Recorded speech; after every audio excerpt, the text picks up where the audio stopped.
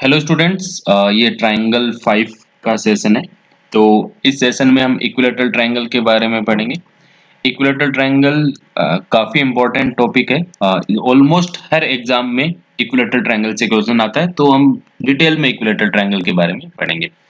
तो हमको ये पता है कि इक्विलैटरल ट्रायंगल कौन से ट्रायंगल को बोलते हैं। तो ऐसा ट्रायंगल जिसकी तीनों साइड इक्वल हो एंड तीनों एंगल इक्वल हो, तो उसको हम इक्विलैटरल ट्रायंगल बोलते हैं। तो फॉर एग्जाम्पल, ये एबीसी इक्विलैटरल ट्रायंगल है, ठीक है।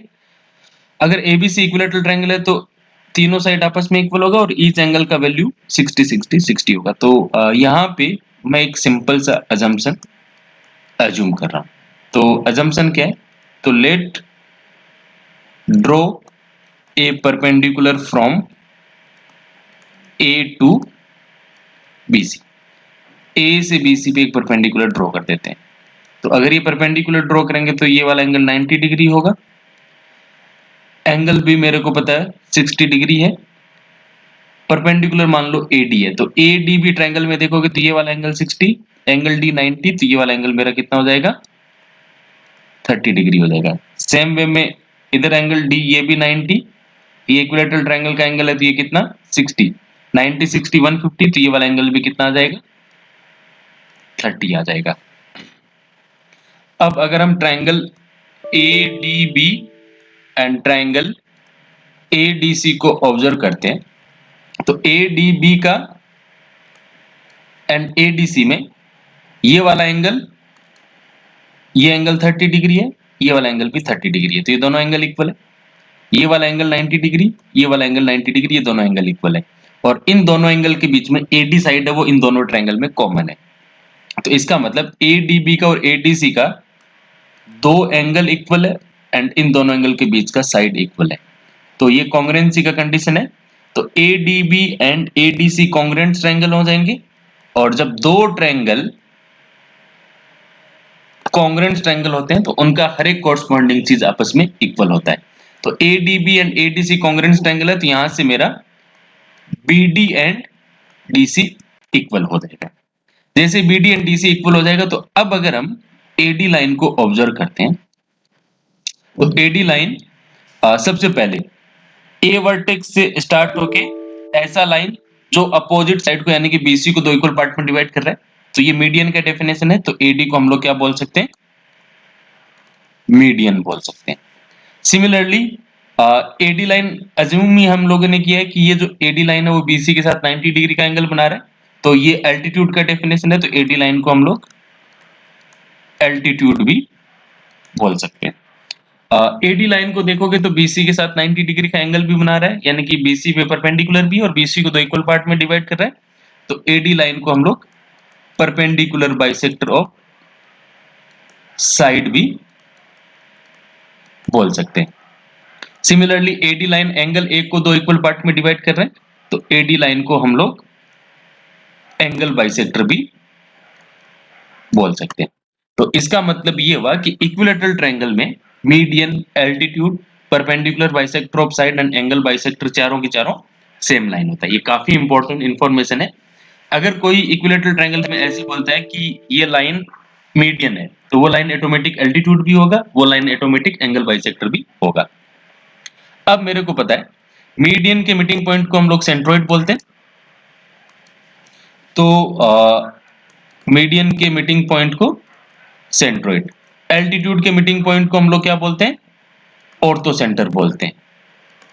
परपेंडिकुलर बाइसेक्टर ऑफ साइड के मीटिंग पॉइंट को हम लोग क्या बोलते हैं? सर्कम सेंटर बोलते हैं। और एंगल बाइसेक्टर के मीटिंग पॉइंट को हम लोग क्या बोलते हैं? इन सेंटर बोलते हैं। तो जब ये चारों लाइन सेम है, तो इक्विलैटरल ट्रायंगल में centroid, ortho centre, circum centre and in centre चारों पॉइंट भी क्या हो जाएंगे? सेम हो जाएंगे।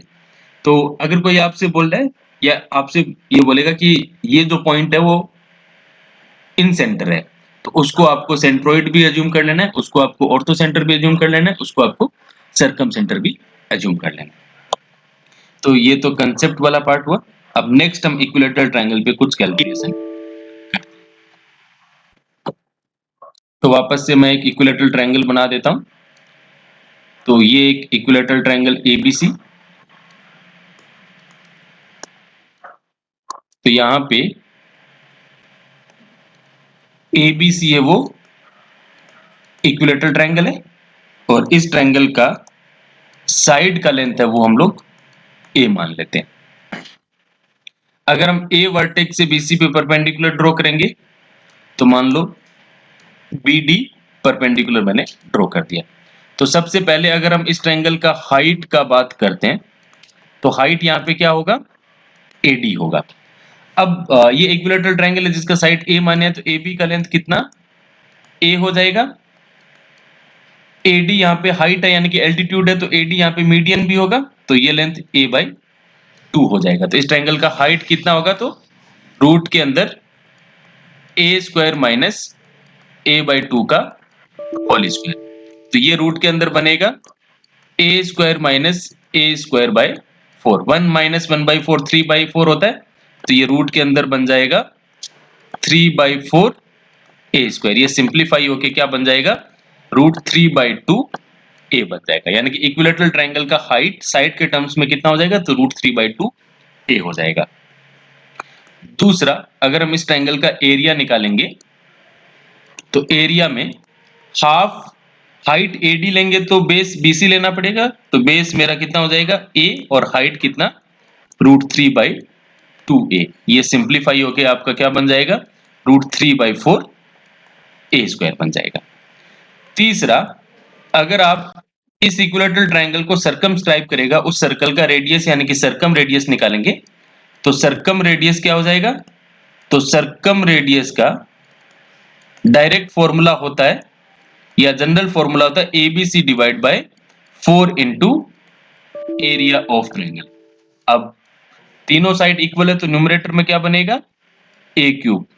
4 इंटू एरिया ऑफ ट्रायंगल क्या बनेगा, तो √3/4 A²। A² पावर हटा देगा, ये 4 कैंसिल आउट, तो ये आपका बन जाएगा A/√3 बन जाएगा। ठीक है। पॉइंट नंबर 4, अगर हम इस ट्रायंगल को इंस्क्राइब करने वाला सर्कल का रेडियस निकालेंगे यानी कि इन रेडियस निकालेंगे, तो इन रेडियस का जनरल फॉर्मूला क्या होता है, तो area of triangle divide by semi perimeter of triangle. तो एरिया तो मेरा पता है √3/4 A², सेमी पेरीमीटर कितना हो जाएगा, तो तीनों साइड का सम 3A/2। अब इसको आप कैलकुलेशन करते हैं तो ये √3/4 A², ये डिवीजन के साइन को मल्टीप्लाई में कन्वर्ट करेंगे तो ये बन जाएगा 2/3A। ये A इस पावर को हटा देगा, 4 को 2 टाइम्स कट करेगा, और ये √3 को कट करेगा तो √3। तो न्यूमरेटर में बचा A, डिनोमिनेटर में कितना बचा 2√3। अब एक और कंपैरिजन है इक्विलेटरल ट्रायंगल के केस में सर्कम रेडियस और इन रेडियस का। अगर आप सर्कम रेडियस को A/√3 को R मानते हैं तो इन रेडियस कितना बन जाएगा, R/2 बन जाएगा।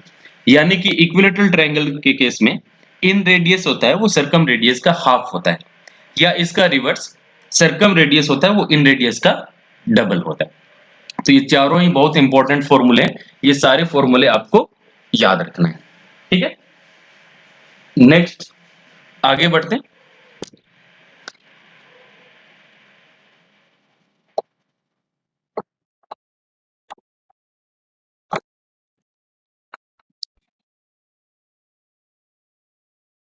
वापस से मैं एक इक्विलेटरल ट्रायंगल बना देता हूं, तो ये ABC इक्विलेटरल ट्रायंगल है। ठीक है, इसको सर्कमस्क्राइब करने वाला सर्कल बना लेता हूं, तो ये सर्कम सर्कल, इसको इंस्क्राइब करने वाला सर्कल भी बना लेता हूं, तो ये इन सर्कल। ABC मैं लिख भी देता हूं, ABC कौन सा ट्रायंगल है, तो ABC इक्विलेटरल ट्रायंगल है। अब अगर आपसे कोई पूछे आउटर और इनर सर्कल के रेडियस का रेशियो क्या होगा, ratio of radius of outer to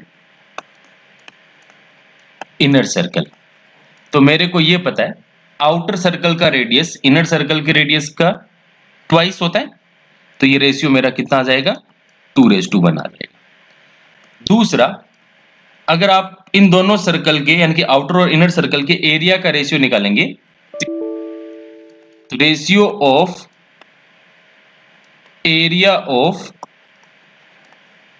outer to inner circle. अब सर्कल के एरिया का फॉर्मूला कितना होता है, पाई आर स्क्वायर होता है। तो पाई तो दोनों में रहेगा तो कैंसिल आउट, तो एरिया में रेडियस का स्क्वायर आता है। अगर रेडियस का रेशियो 2:1 है तो एरिया का रेशियो कितना आ जाएगा, 4:1 आ जाएगा। अब देखो, वेरी इंपॉर्टेंट कंसेप्ट, अगर हम अंदर वाले सर्कल से बाहर वाले सर्कल पे आते हैं तो मेरा रेडियस क्या हो जाएगा, डबल हो जाएगा। और बाहर वाले सर्कल से अंदर जाएंगे तो मेरा रेडियस क्या हो जाएगा, हाफ हो जाएगा। ये हम लोग बात कर रहे हैं रेडियस का। वही अगर हम एरिया का कंपैरिजन करेंगे तो अंदर एरिया का रेशियो 4:1 है, तो अंदर वाले सर्कल से बाहर वाले सर्कल पे आएंगे तो एरिया कितना टाइम्स हो जाएगा, 4 टाइम्स हो जाएगा। और बाहर वाले सर्कल से अंदर पे जाएंगे तो एरिया कितना हो जाएगा, 1/4 हो जाएगा। तो ये हम किसका बात कर रहे हैं, एरिया का बात कर रहे हैं। अब अगर हम ये कंसेप्ट ध्यान रखेंगे तो हम बहुत कॉम्प्लेक्स इक्वेशंस बहुत आसानी से बना सकते हैं। मैं आपको एग्जांपल से बताता हूं। तो ध्यान रखना, आउटर सर्कल का रेडियस है वो इनर सर्कल का ट्वाइस होता है। आउटर सर्कल का एरिया इनर सर्कल के एरिया का 4 टाइम्स होता है। इनर सर्कल का रेडियस आउटर सर्कल का हाफ होता है। इनर सर्कल का एरिया आउटर सर्कल का एरिया से 1/4 होता है। अब एग्जांपल से समझते हैं। अगेन, एबीसी इक्विलैटरल ट्रायंगल है। एबीसी है वो इक्विलैटरल ट्रायंगल है। इसको सर्कमस्क्राइब करने वाला यानी कि सर्कम सर्कल बना देते हैं। इसको इंस्क्राइब करने वाला यानी कि इन सर्कल बना देते हैं। अब क्वेश्चन नंबर 1, अगर कोई आपसे बोल रहा है इफ रेडियस ऑफ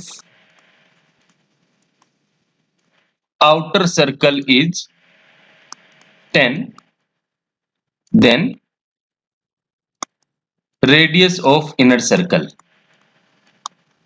तो इनर सर्कल का रेडियस क्या हो जाएगा, तो आउटर सर्कल के रेडियस का हाफ। तो आउटर सर्कल का रेडियस 10 है तो इनर सर्कल का रेडियस कितना हो जाएगा, 5। क्वेश्चन नंबर 2, इसमें अगर कोई ऐसे बोलता है if area of inner circle is 2, then area of outer circle. तो इनर सर्कल का एरिया 2, तो आउटर सर्कल का एरिया कितना हो जाएगा, तो आउटर सर्कल का एरिया इनर सर्कल के एरिया का 4 टाइम्स होता है। तो 2 × 4 यानी कि कितना आ जाएगा, 8 आ जाएगा। क्वेश्चन नंबर 3, अब अगर आपसे बोल रहा है if area of outer circle is 121 pi, then radius of inner circle कितना होगा। तो यहां पे आउटर सर्कल का एरिया गिवन है, लेकिन मेरे को पता है सर्कल के एरिया का क्या फॉर्मूला होता है, तो सर्कल के एरिया का फॉर्मूला होता है पाई आर स्क्वायर। तो अगर हम 121 पाई को पाई आर स्क्वायर से कंपेयर करेंगे तो पाई पाई तो cancel out, R square equal to 121 यानी कि आर का वैल्यू कितना आ जाएगा, 11 आ जाएगा। तो आउटर सर्कल का रेडियस 11 है तो इनर सर्कल का रेडियस कितना हो जाएगा, तो 11 का हाफ यानी कि 5.5 हो जाएगा। क्लियर। नेक्स्ट क्वेश्चन नंबर 4, इसमें क्या है, अब इसमें अगर कोई आपसे बोलता है if area of inner circle is 144 pi, then side of triangle कितना होगा। तो इनर सर्कल का एरिया 144 पाई है, इसको पाई आर स्क्वायर से कंपेयर करेंगे तो आर का वैल्यू कितना आ जाएगा, 12 आ जाएगा। यानी कि इनर सर्कल का रेडियस वो 12 आ जाएगा, इनर सर्कल का रेडियस यानी कि इन रेडियस। और मेरे को पता है इक्विलैटरल ट्रायंगल में इन रेडियस ट्रायंगल के साइड के टर्म्स में क्या होता है, तो a डिवाइड बाय 2√3। तो यहां से a का वैल्यू कितना आ जाएगा, 24√3 आ जाएगा। तो ये जो कॉम्प्लेक्स से क्वेश्चन है, अगर डायरेक्टली आपको मिलेगा ये बिना कंसेप्ट पढ़े तो आपको बहुत कॉम्प्लेक्स टाइप का लग सकता है, लेकिन अगर आप ये कंसेप्ट ध्यान रखोगे, इक्विलैटरल ट्रायंगल के केस में सर्कम रेडियस का रेडियस इन रेडियस से डबल होता है, सर्कम सर्कल का एरिया इन सर्कल से 4 टाइम्स होता है, वही इसका रिवर्स इन सर्कल का रेडियस हाफ होगा और इन सर्कल का एरिया 1/4 होगा। तो ये सारे इस टाइप के क्वेश्चंस आपके लिए बहुत आसान हो जाएंगे। नेक्स्ट आगे बढ़ते हैं।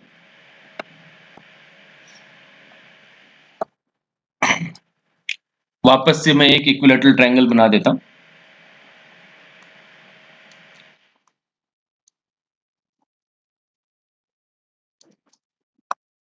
ये एबीसी एक इक्विलैटरल ट्रायंगल है। तो एबीसी कौन सा ट्रायंगल है, तो एबीसी इक्विलैटरल ट्रायंगल है। एबीसी का साइड है वो ए मान लेते हैं। अब मैं अगर एबीसी के तीनों साइड के मिड पॉइंट को ज्वाइन करता हूं, तीनों साइड के मिड पॉइंट को ज्वाइन करके ये जो ट्रायंगल बन गया वो बन गया पीक्यूआर। तो सबसे पहले तो हम लोग देखते हैं कि पीक्यूआर कौन सा ट्रायंगल है, मतलब टाइप देखेंगे, ठीक है। तो पीक्यूआर ये जो तीनों पॉइंट्स है वो इस ट्रायंगल के तीनों साइड के मिड पॉइंट्स है। तो ये सारे length a/2 a/2 a/2 a/2 a/2 and a/2 हो जाएगा। अब मेरे को पता है कि एंगल ए है वो कितना हो जाएगा, 60 डिग्री। इक्विलैटरल ट्रायंगल का है तो वो 60 डिग्री हो जाएगा। अब मैं अगर आपसे बोलूं इतना इंफॉर्मेशन से ए पी क्यू कौन सा ट्रायंगल है, तो ए पी क्यू का दो साइड इक्वल है, तो यहां से मैं ये बोल सकता हूं कि ए पी क्यू है वो आइसोसेल्स ट्रायंगल है। जैसे A P Q isosceles triangle है, ए वर्टेक्स से निकलने वाले दोनों साइड्स इक्वल है, तो angle P and angle Q आपस में इक्वल होगा। एंगल ए 60 डिग्री है तो पी एंड क्यू का सम 120 डिग्री, तो इस एंगल कितना 60 हो जाएगा। तो A P Q equilateral triangle A P 1/2 a/2 A Q a/2, तो ये लेंथ भी कितना बन जाएगा, a/2 बन जाएगा। सेम वे में इधर भी कंसेप्ट लगाओगे तो P B R B equilateral triangle आ जाएगा, इसका साइड भी a/2, और क्यू आर सी ये भी इक्विलैटरल ट्रायंगल है, इसका साइड भी कितना आ जाएगा, a/2 आ जाएगा। तो पी क्यू आर जो ट्रायंगल है इसके तीनों साइड इक्वल आ रहा है, और जैसे ये तीनों साइड इक्वल आ रहा है तो ये भी कौन सा ट्रायंगल होगा, इक्विलैटरल ट्रायंगल। और साइड कितना बन जा रहा है, a/2, यानी कि यहां से यहां पहुंच रहे हैं तो साइड मेरा क्या हो गया, हाफ हो गया। तो यहां से दो इंपॉर्टेंट कंसेप्ट बन रहे हैं। पहला कंसेप्ट ये कि इक्विलैटरल ट्रायंगल के तीनों साइड के मिड पॉइंट को ज्वाइन करोगे तो टोटल 4 ट्रायंगल्स बन रहे हैं। चारों ट्रायंगल आपको दिख रहे होंगे, ये ट्रायंगल 1 है, ये ट्रायंगल 2 है, ये ट्रायंगल 3 है, ये ट्रायंगल 4 है। चारों के चारों इक्विलैटरल ट्रायंगल होंगे, चारों के चारों सेम साइज के होंगे। तो पहला पॉइंट, इक्विलैटरल ट्रायंगल के तीनों साइड के मिड पॉइंट को ज्वाइन करोगे तो टोटल 4 ट्रायंगल बनेंगे, चारों इक्विलैटरल ट्रायंगल बनेंगे। और मिड पॉइंट को ज्वाइन करने वाले लाइन से जो ट्रायंगल बन रहा है, यानी कि जो पीक्यूआर ट्रायंगल बन रहा है, वो भी कौन सा ट्रायंगल बनेगा, इक्विलैटरल ट्रायंगल बनेगा। उसके साइड का लेंथ कितना हो जा रहा है, हाफ हो जा रहा है। यानी कि अगर आप इक्विलैटरल ट्रायंगल के मिड पॉइंट्स को ज्वाइन करके ट्रायंगल बनाओगे तो वो भी इक्विलैटरल ट्रायंगल बनेगा और उसके साइड का लेंथ क्या हो जाएगा, हाफ हो जाएगा। क्लियर। अब इससे हम लोग एक बहुत ही इंपॉर्टेंट कैलकुलेशन करते हैं। तो वापस से मैं एक इक्विलैटरल ट्रायंगल बना देता हूं।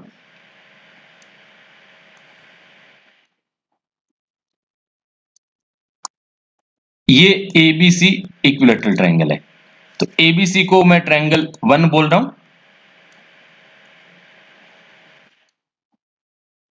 और इसका साइड में ए मान रहा हूं। अगर मैं एबीसी के मिड पॉइंट को ज्वाइन करके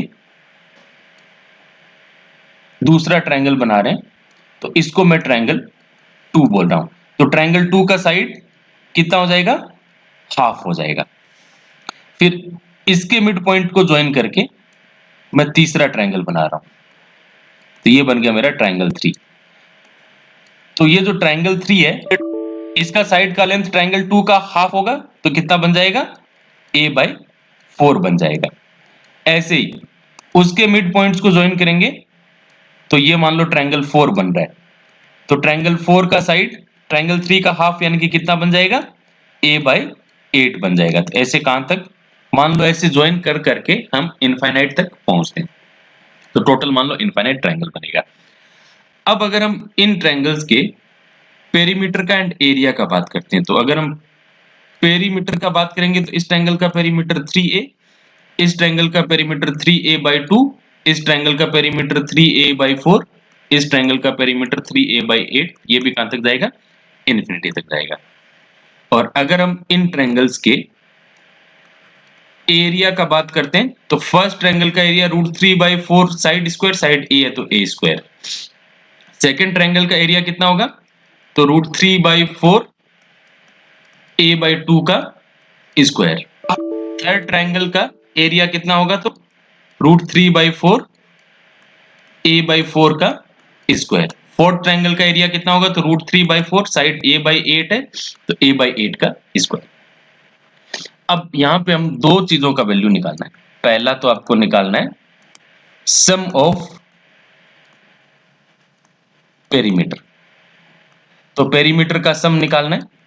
तो सारे ट्रायंगल के पेरीमीटर को ऐड करेंगे तो 3a, 3a/2, 3a/4 इन सब को ऐड करेंगे तो इन सब में 3a कॉमन आ जाएगा। जैसे ही 3a कॉमन लोगे तो फर्स्ट वाले से 1 बचेगा, सेकंड वाले से 1/2 बचेगा, नेक्स्ट वाले से 1/4 बचेगा, नेक्स्ट वाले से 1/8, और ये कहां तक जाएगा, इन्फिनिटी तक जाएगा।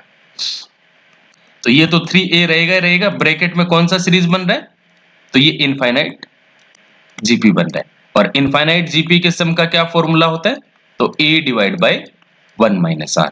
तो यहाँ पे a का वैल्यू 1 है, डिवाइड बाई 1 - r का वैल्यू कितना, 1/2।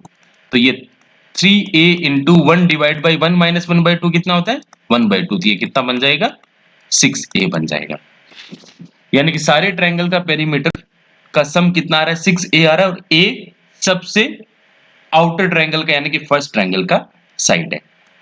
अगर आप सारे ट्रायंगल के एरिया का सम करोगे, एरिया का अगर हम सम करते हैं तो √3/4 a स्क्वायर, √3/4 a/2 का होल स्क्वायर, इन सबको ऐड करेंगे। तो ऐड करने के बाद सब में √3/4 a स्क्वायर कॉमन आ जाएगा। जैसे ये कॉमन लेंगे तो फर्स्ट वाले ट्रायंगल से तो 1 बचेगा, सेकंड वाले में 1/2 का स्क्वायर तो 1/4, थर्ड वाले में 1/4 का होल स्क्वायर तो कितना, 1/16, 1/64, ये भी कहां तक जाएगा, इन्फिनिटी तक जाएगा।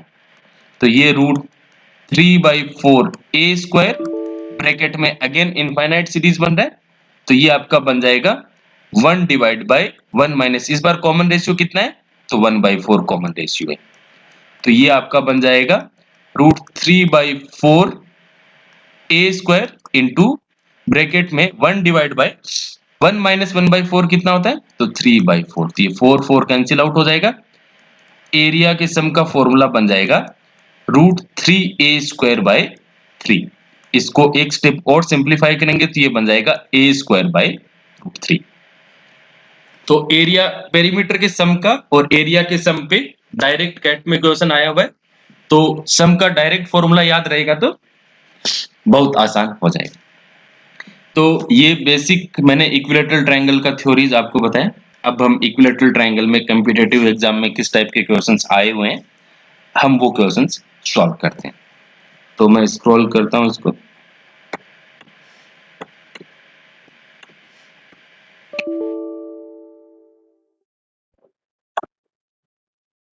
जैसे क्वेश्चन नंबर 1 में बोल रहा है ABC be an equilateral triangle with side X. तो एबीसी इक्विलैटरल ट्रायंगल बना लेते हैं पहले। A B C, side X है तो साइड एक्स ये वाला मैं ड्रॉ कर देता हूं। Let P B the point of intersection of the 3 angle bisector. तो P एंगल बाइसेक्टर का पॉइंट है, तो P क्या हो जाएगा, यहाँ पे इन सेंटर होगा। और आपको पता है इक्विलैटरल ट्रायंगल में incentre, circumcentre, centroid, orthocentre सारे के सारे सेम पॉइंट्स होते हैं। तो यहाँ पे ये जो P है वो मेरा क्या होगा, इन सेंटर भी होगा, वो मेरा सरकम सेंटर भी होगा। और अगर आप इस ट्रायंगल का सरकम सर्कल ड्रॉ करते हैं तो ये सरकम सर्कल होगा, और इस सर्कल का जो रेडियस होगा उसको हम क्या बोलेंगे, सरकम रेडियस बोलेंगे। तो सरकम रेडियस है वो किसके इक्वल होगा, एपी के इक्वल होगा। या आप ऐसे बोल सकते हो यहाँ पे ये जो एपी होगा वो इस सर्कल का रेडियस होगा, और इस सर्कल के रेडियस को हम कौन सा रेडियस बोलेंगे, सरकम रेडियस बोलेंगे। और आपको पता है इक्विलैटरल ट्रायंगल के केस में सरकम रेडियस का डायरेक्ट क्या फॉर्मूला होता है, तो सरकम रेडियस का फॉर्मूला होता है साइड डिवाइड बाय √3। साइड यहाँ पे x है तो x बाय √3 आपका आंसर है। क्लियर है? नेक्स्ट क्वेश्चन पे आते हैं। इसमें बोल रहे हैं an equilateral triangle is formed by joining middle points of the sides of given equilateral triangle. A third triangle is formed inside the second equilateral triangle in same way and if the process continues indefinitely. मतलब same चीज वही बोल रहा है, equilateral triangle के sides के mid point को join कर करके इनफाइनाइट इक्विलेटरल ट्रायंगल्स बनाना है। और अगर हम इन सारे ट्रायंगल के एरिया को सम करेंगे तो टोटल सम कितना आएगा, ये गिवन है कि फर्स्ट ट्रायंगल का साइड कितना है, 16 है। तो हमको पता है सारे ट्रायंगल के एरिया के सम का फॉर्मूला क्या था, तो सारे ट्रायंगल के एरिया का सम का फॉर्मूला था √3a² 3। अब a फर्स्ट ट्रायंगल का साइड था, a का वैल्यू यहाँ पे कितना गिवन है, 16 गिवन है। तो ये आपका आंसर कितना हो जाएगा, √3 इंटू a का वैल्यू 16, 16 का स्क्वायर कितना 256 डिवाइड बाय 3। तो ऑप्शन बी मेरा करेक्ट आंसर हो जाएगा। ठीक है, नेक्स्ट क्वेश्चन नंबर 3 पे आ जाते हैं। इसमें बोल रहा है in an equilateral triangle ABC, तो मैं इक्विलेटरल ट्रायंगल एबीसी बना लेता हूं। ये ए, ये बी, ये सी। ट्रायंगल का साइड का लेंथ कितना गिवन है, 3 गिवन है। D is the point on BC, तो डी यहां पे पॉइंट है। BD equal to half C D, BD है वो सीडी का हाफ है, तो इसका मतलब मेरा सीडी कितना होगा, 2 होगा, इसीलिए 2 का हाफ 1, और टोटल लेंथ मेरा 3 बन जाएगा क्योंकि ट्रायंगल का साइड 3 गिवन है। तो डीसी मेरा 2 हो जाएगा और बीडी मेरा कितना हो जाएगा, 1 हो जाएगा। तो आपको किसका लेंथ निकालना है, तो एडी का लेंथ निकालना है। तो ए और डी को मैं मिला देता हूं। क्लियर है? अब मेरे को पता है अगर मैं इस ट्रायंगल का एल्टीट्यूड ड्रॉ करूंगा, मान लो ये एपी एल्टीट्यूड, तो ये जो एपी है वो एल्टीट्यूड भी होगा और एपी मेरा मीडियन भी होगा।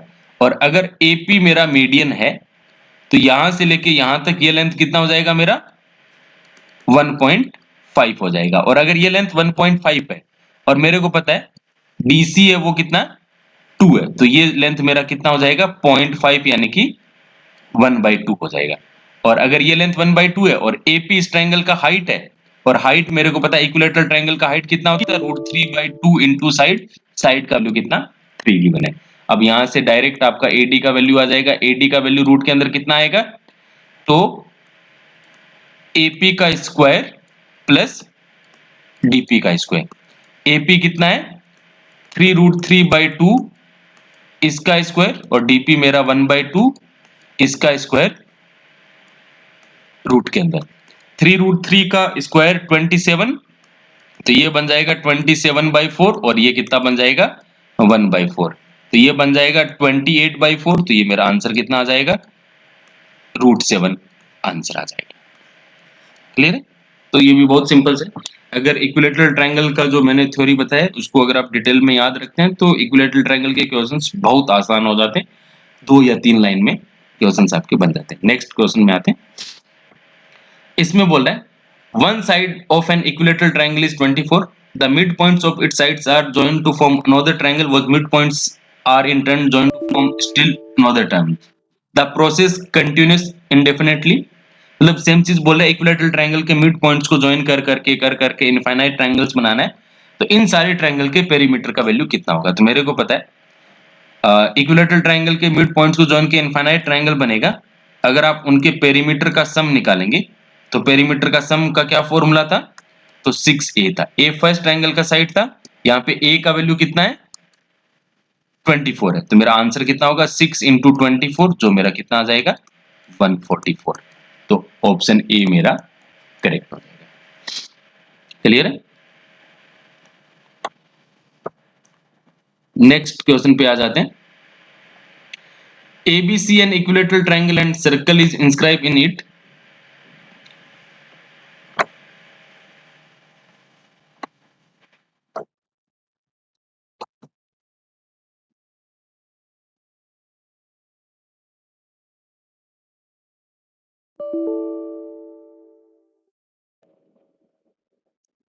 ABC is an equilateral triangle and a circle is inscribed in it. तो मैं सबसे पहले एक ABC equilateral triangle बना देता हूं। तो ये ट्रायंगल मैंने बना दिया। A circle is inscribe in it, तो इसके अंदर ये मैंने सर्कल बना दिया। इफ ए बी सी, ए सी का वैल्यू 3 यानी कि ट्रायंगल का साइड का लेंथ 3 गिवन है, तो आपको बताना है find the area of the region between triangle and in circle. तो आपको ये जो शेडेड पोर्शन है इस कॉर्नर का, इस कॉर्नर का और इस कॉर्नर का आपको एरिया निकालना है। तो ये जो रिक्वायर्ड एरिया है मेरा,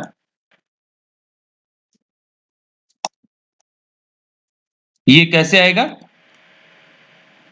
area of triangle minus area of circle.